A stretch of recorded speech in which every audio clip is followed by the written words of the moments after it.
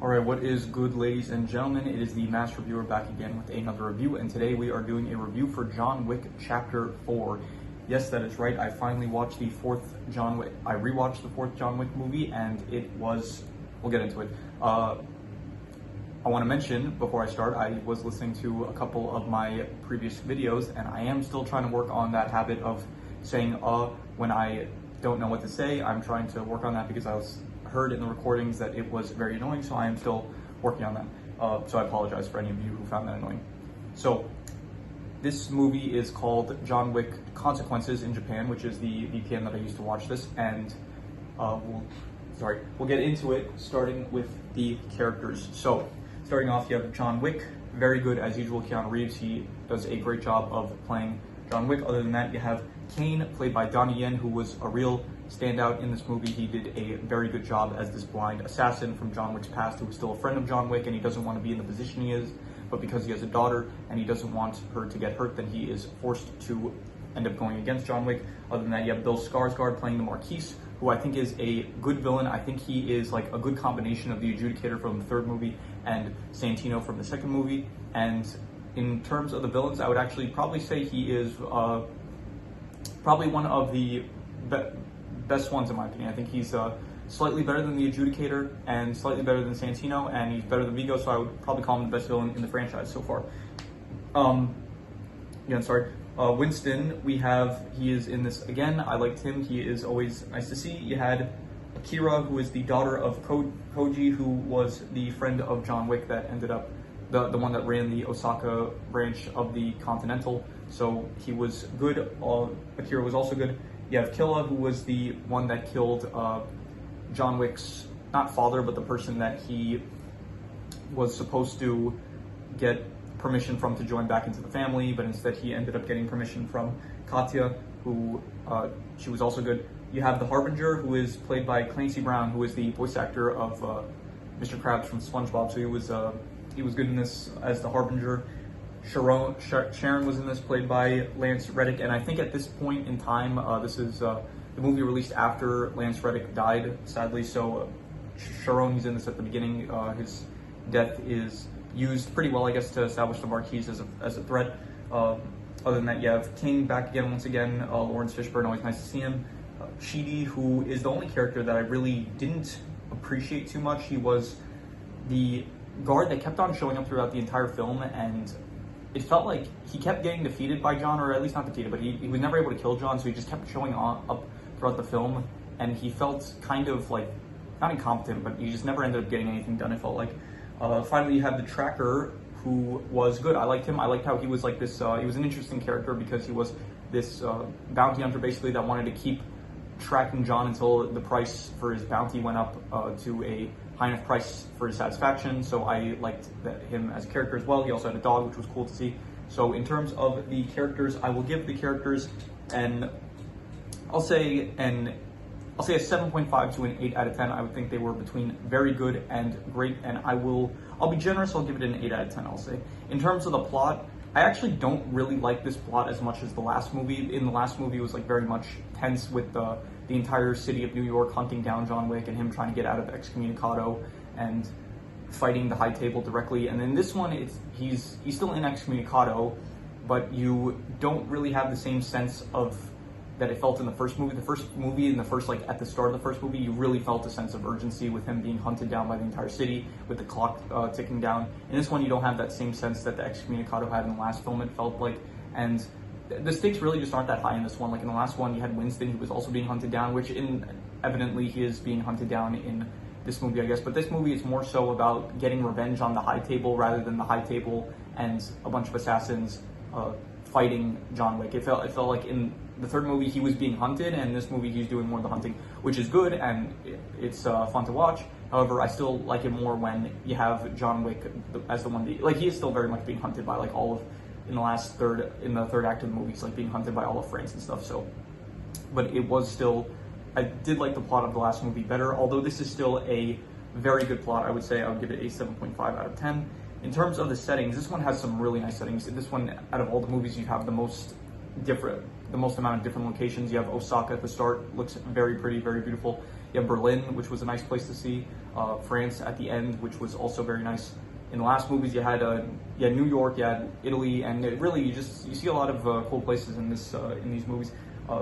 You did see again the world of John Wick more. It was nice to see. It's always cool to see more factions, more people. In this one, you had the Frenchmen, you had the Osaka branch of the Continental. It was all good to see, I would say. So I would give the setting, and I would say an 8.5. I'm going to be generous. I'm going to say 8.5 just because Osaka, like really, the start of the movie, that was one of my favorite bits of the whole movie. Just seeing Osaka was very nice to see.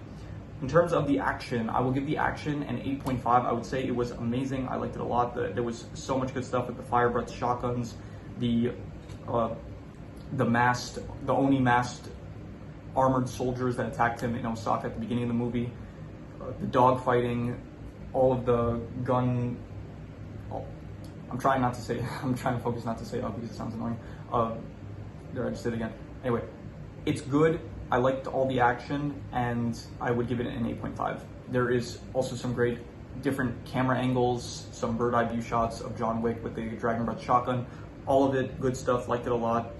Anytime, not even just John Wick, also Kane, the action that he is with his staff and stuff, him being blind and stuff, he has to utilize different techniques for fighting and stuff. It was all very cool to see the fight with Kane and John Wick. Very good, liked it a lot. And I wouldn't say anything really gets to the level of like the knife fighting scene in the last movie. That's still probably my favorite fight in the franchise so far, but it was still very good action, amazing. I would give it an 8.5. Also seeing the tracker guy, he was Mr. Nobody. He was cool to watch with his shotgun stuff and his dog. All good action, liked it a lot.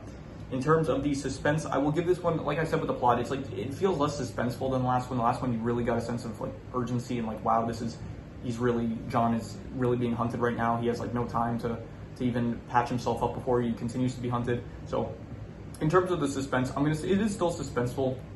So I'm gonna give it a 7 out of 10. To be honest, I'm gonna be harsh on this. I'm gonna give it a 7 out of 10. I thought it was pretty good, the suspense, but it did not compare to the last movie. It felt like very much so. It felt that there was also, it felt like John Wick had a lot more plot armor in this movie because it felt like there were a lot of instances where he should have ended up getting way more hurt than he actually did, but he ended up coming out fine. He dropped like 3 stories and then he still managed to survive. A lot of people said like, oh, they have gun fights in the middle of the streets of France at I think it's called the Arc de Triomphe, something like that. So he has like a gunfight there with like several other killers, and then just no one stops, like no one sees this fight, or they see it and they just don't care. They just keep driving, which absolutely that would not happen in real life. So there are moments like that where it feels like, okay, it kind of feels like like people have said like, oh, he's on like God mode or whatever, John Wick, and he has invulnerability, and it does kind of feel like that at times, which does take away some of the suspense that the last movie I thought kind of did a better job of handling his ability to feel like he can take damage. Like in the start of the movie, you had the whole doctor scene where it's like he has to do surgery on himself because of how much damage he was taking.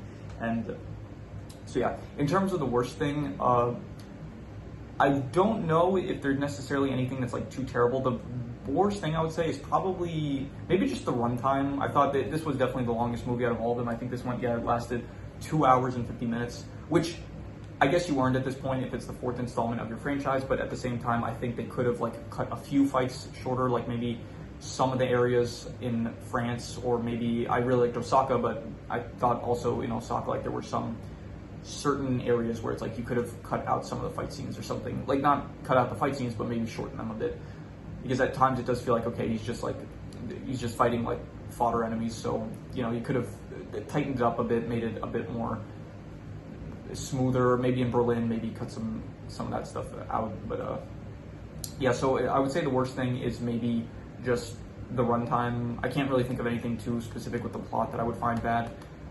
So I will say the worst thing was the runtime, which I will give, even so, it was still it was a fine runtime. I'll say the runtime was, I'll say a 6 out of 10, still above average for a runtime. Like I think because it did earn this runtime with it being the 4th installment in the franchise. In terms of the best thing, there is a lot to like. Once again, it is obviously a John Wick movie. It's obviously going to be good in many different departments. And I can't really think of specifically what the best thing was in this movie. There was a lot to like. And so I will reuse probably just the highest score again, which was, I'll just go with the action. That was an 8.5. Also, the settings were an 8.5. So I'm just going to reuse the action because it was very good action. It's very cool to see.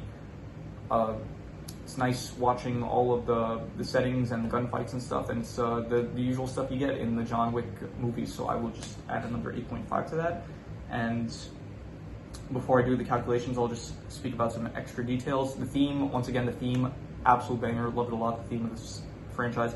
The intro was a bit weird. It was like he went to kill the Elder, and I don't really know why, because from what I understand, in the last movie, he was like, the High Table basically said, okay, you work for us now, and then by the end of the movie, he ended up betraying the High Table, and so Winston shot him, and then he fell, and King ended up rescuing him. So then he's now out for revenge, so he ends up killing the Elder, and after he kills the Elder, his plan is to just duel the Marquis. So he kills the Elder. I felt like that wasn't really, I don't really know why he did that specifically, but I guess to just get revenge on that specific Elder. I don't know why him specifically he wanted to kill, but also the Elder was just no guards, not like last time. And also he managed to find him, which in the last movie it was like, it's very difficult to find the Elder. You need to let him find you. So yeah, I thought that the Marquis's intro and Sharon's death was very good. I liked it a lot. I thought the soundtrack for the whole movie was great. Loved it a lot. I did think that certain characters had a bit of plot armor. That was one of my issues. But yeah, overall, it's not the worst thing in the world, and it doesn't really take too much away from the enjoyment. It takes a bit, like you do notice it a bit, but out of this movie, especially compared to the rest, but still, it's not really that big of an issue. I really like the color usage. There's a lot of moments where it's like John. It's like when he meets Koji outside the Continental in Osaka. Koji's like, "Are you at peace?" And then it shows John, like a frame of him with like a bunch of red in the background. It's wonderful. Also, like a lot of like in Osaka, you just see a lot of great color schemes being put to use when he's in the train speaking with Akira. He's also, there's like red around him, or it's either him or her, but one of them had like red around them to signify like their anger and stuff. So liked the color usage a lot, very good. I liked in the scene with Killa, the whole poker scene I thought was good. It was one of the best scenes in the franchise and in the entire movie. With the poker game with Killa, I thought Killa as a character was very good. I liked him a lot, and he does end up holding up the Ace of Spades, which I like because that signifies death. For those of you who don't know, there's a lot of moments where it's like the rave shootings, the road shootings. There's like a lot of moments where just you have a bunch of gunfire going off and just no one seems to care. No cops or anything. No people stop in the middle of the road to like panic or something that there's gunshots going. They just drive through the gunfire. They don't even care. It's a regular Tuesday afternoon for them. I like that the Marquis, he wore like a lot of white throughout the movie, as in contrast like John Wick wearing a lot of black. And I did like a lot how John Wick at the end, he was wearing all white. Like he took off, he didn't have a suit on, no black suit, he was just wearing white. He even took off his belt, which I liked because in the last movie he did use his belt as a weapon, so it's kind of like signifying how he's taking off all the weapons that he has. So he's really just like, he's free finally, he doesn't have anything left that he could have as a weapon, so I like that a lot. The whole final scene of the movie was just really good, with him dying, like him finally being free, the whole loving husband on the tombstone and stuff. It was really good. And yeah, I did also like in the duel how you had the Marquis, when he's speaking to Kane, he's like telling him like, you're doing this for your daughter, and then the Kane's like really upset at him. And then Winston, on the other hand, he's just saying like, what a beautiful sunrise, and like, go have fun out there. Winston, like, he clearly cares about Wick, and I thought that was a nice contrast of like how the Marquis and Kane, and Winston and John. And yeah, it was very good. The Dragon's Breath shotgun, that was some of the coolest weapons that were used up to this point in the franchise. I liked it a lot. And yeah, John Wick, he was driving in cars, like shooting people with the door off. He was styling on them, and it was a good time. It was a good time. So yeah, those were all the notes I had. So I am going to do the calculations. So King Crimson. All right, so it ends up coming out to about an 8 out of 10, which would be great. And I think I would probably, I'm thinking between an 8 to an 8.5, but I'll leave it at 8. I will be a bit harsh on this. I will give it an 8 out of 10. I thought that it was great. And yeah, overall, this is the 4th installment in the franchise. So in the next review, hopefully, probably maybe not the next review, but in the coming days, I think I will review Ballerina, which will be the first installment in the franchise that is not a rewatch for me. It will be, because I haven't seen it yet, so then I will give a review for that, and then I will be doing a ranking for the franchise, and also possibly maybe the characters. I will see what I can find or possibly create. And so, yeah, with that said, if you have any recommendations, any shows, movies, anime, video game stories, anything that you want me to review, leave it in the comments and I will possibly check it out. But with that said, that is pretty much all there is to it. So let's leave it at that.